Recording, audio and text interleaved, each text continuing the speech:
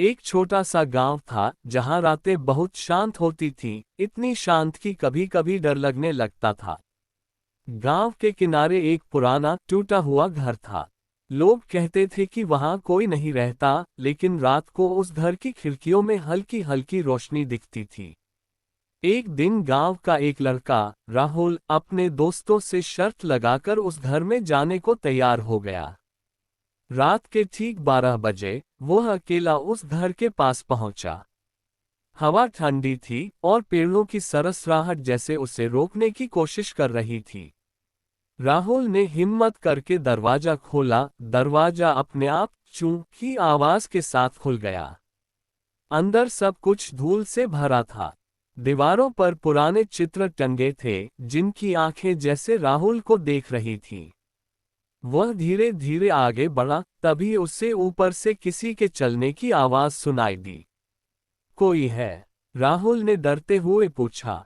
कोई जवाब नहीं आया, लेकिन कदमों की आवाज तेज हो गई। राहुल ने हिम्मत करके सीढ़ियां चढ़नी शुरू की।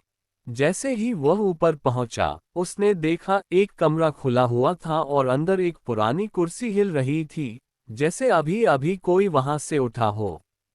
अचानक पीछे से किसी ने फुसफुसाया, तुम यहाँ क्यों आए हो? राहुल ने घबराकर पीछे देखा, लेकिन वहां कोई नहीं था। उसका दिल जोर जोर से धड़कने लगा। वह भागने के लिए मुड़ा, लेकिन सीढ़ियां गायब थीं। अब वह फंस चुका था। कमरे के कोने में खड़ी एक परछाई धीरे धीरे उसकी ओर बढ़ने लगी। और अगली सुबह गांव वालों को उस घर के बाहर सिर्फ राहुल की चप्पलें मिलीं। राहुल कभी वापस नहीं आया। तब से हर रात उस घर की खिड़की में एक नई परछाई दिखाई देती है, जैसे कोई और वहां फंस गया हो। अगर तुम उस गांव में जाओ, तो उस घर के पास मत जाना, क्योंकि शायद अगली परछाई तुम्हारी हो सकती है। आंखें